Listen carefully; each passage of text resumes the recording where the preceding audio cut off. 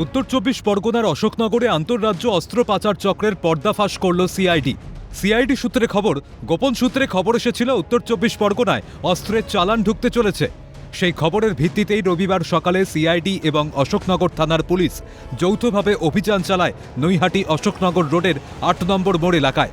নির্দিষ্ট খবর মেলা মাত্রই একটি সন্দেহভাজন ম্যাজিক গাড়ি আটক করেন তদন্তকারীরা। গাড়িতে থাকা পূজা বিশ্বাস নামে এক মহিলার আচরণ সন্দেহজনক হওয়ায় তাকে জিজ্ঞাসাবাদ শুরু করা হয়। এরপর তার ব্যাগে তল্লাশি চালাতেই বেরিয়ে আসে অস্ত্র। পুলিশ ও সিআইডির দেওয়া তথ্য অনুযায়ী ধৃত মহিলার ব্যাগ থেকে উদ্ধার হয়েছে 4টি অত্যাধুনিক 7mm পিস্তল, 2টি 9mm পিস্তল এবং 12টি ম্যাগাজিন, প্রায় 200 রাউন্ড তাজা কার্তুজ, নগদ 12,000 টাকা এবং 2টি মোবাইল ফোন। অবশ্য শুনলাম একটা বের করেছে, 6টা মতো আর্মস রয়েছে আর 200 রাউন্ড কার্তুজ বললো আর 12টা ম্যাগাজিন। তাতে যখন ধরা পড়েছে সবটা প্যাকিং করে শুনলাম যে হাওড়া থেকে নৈহাটি এসেছিলেন। নৈহাটি থেকে ম্যাজিক যে গাড়ি টেম্পোগুলো হয় না, ওখান থেকে এখানে ওরা ইনফরমেশন ছিল ওদের, ওই সেই বেস করে এখানটাতে ঢুকছে। সিআইডিরা বলছে অফিসাররা এই ছিল, তবে হ্যাঁ অবশ্যই প্রশাসনিক একটা তৎপরতার দরকার রয়েছে, কারণ বারবার করে যদি একটা পাবলিক প্লেসে দাঁড়িয়ে এরকম একটা হয়ে থাকে তাহলে তো আমরা সাধারণ পাবলিক হিসাবে তাদের আমরা আতঙ্কিতের মধ্যেই থাকবো না, কারণ কখন আমাদের সব রকম লোকজন এখানে আঘাত করে, কখন কেউ বলা যায় না কিছু না। ওনারা তোমার র্যাকেট রয়েছে, উনি সাধারণ সেরকম ভাবে নয়, কারণ এটা যে কেউ বলতে পারবে, কারণ ওদের মাথায় আরো উপরে অনেক লোক রয়েছে, কারণ এরা একজন সাধারণ মহিলা হিসাবে কিন্তু এরা কখনো করতে পারে না। বলছেন তো হাওড়া থেকে হাবড়ায় ভাড়া বাড়ি আছে, ডেলিভারি করছে। তদন্তে জানা গিয়েছে ধৃত পূজা বিশ্বাসের বাড়ি হাবড়া পুরসভার 12 নম্বর ওয়ার্ডে। ধৃতের কাছ থেকে উদ্ধার একটি ট্রেনের টিকিট, যেটি বিহার থেকে ফেরার। সিআইডির প্রাথমিক অনুমান এই বিপুল পরিমাণ মারণাস্ত্র বিহারের মুঙ্গের থেকে আনা হচ্ছিল।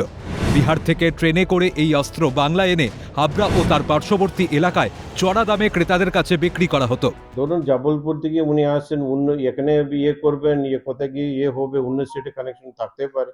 That is what I am saying. ধরুন বিহারে যে পুলিশ ওনাদের সঙ্গে আমরা কন্ট্যাক্ট করব, ঠিক আছে, আর বাকি স্টেটসগুলো বি কন্ট্যাক্ট।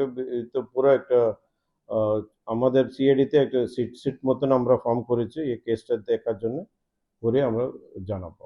শুরুয়াত আগে বি হয়েছে, এবার আরও ডিপলি করে এই যে আর্মস, ইলিগাল আর্মস ফ্যাক্টরি বলুন, ইয়া বম কোথায় তৈরি হচ্ছে বলুন, ইলিগাল, এসব আমরা রুটে যাব আর সবকটা within the framework or the rule of law পুরো কেস করে ওদের সবাইকে অ্যারেস্ট করা হবে। এই যে কোর্টে যায়, কোর্ট থেকে যে তাদের বেল করানো হয়, তার জন্য ওদের প্রচুর টাকা খরচ করতে হয় এবং এক সংখ্যক অ্যাডভোকেট আছে, এবং আমি আপনাদের আবার বলছি এক সংখ্যক প্রসিকিউটর, পাবলিক প্রসিকিউটর আছে, এবং এদের মিলিত প্রচেষ্টা এবং এক সংখ্যক পুলিশের মধ্যে জড়িত, যে তাদেরকে আজকে যেভাবে নাকি ওখান থেকে প্রচুর টাকা খরচ করে তারা বেরিয়ে পড়ে, এই যে টাকাটা খরচ করে আবার তারা চাপিয়ে পড়ে আর্মস অ্যামুনেশন। এবং আমি দেখতে পারলাম যে সফিস্টিকেটেড ইম্প্রোভাইজড গান, রিভলভার, তার শাস্তি আপনি জানেন তো, তার শাস্তি মিনিমাম 7 বছর।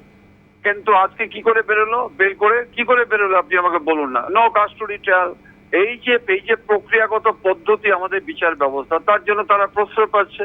এবং এই কথা আমি আপনাদের বারবার বলছি, যে সমস্ত ক্রাইমগুলো করছে তাদের যা অপরাধ হোক, সেই অপরাধে কাস্টোডি ট্রায়াল না হলে কিন্তু এই প্রক্রিয়া চলবে না। আর অমিত শাহ এখানে এসছেন। অশোকনগরে এই অস্ত্র উদ্ধারের ঘটনাকে কেন্দ্র করে তপ্ত রাজ্যের রাজনৈতিক মহল। কেন্দ্রীয় মন্ত্রী সুকান্ত মজুমদার বলেন, বাম আমল এবং তৃণমূল আমলে রাজ্যে কোনো শিল্পায়ন হয়নি। মানুষের হাতে যখন বৈধ রোজগারের উপায় থাকে না, মানুষ তখন বাধ্য হয়ে রোজগারের অবৈধ পথ খোঁজে।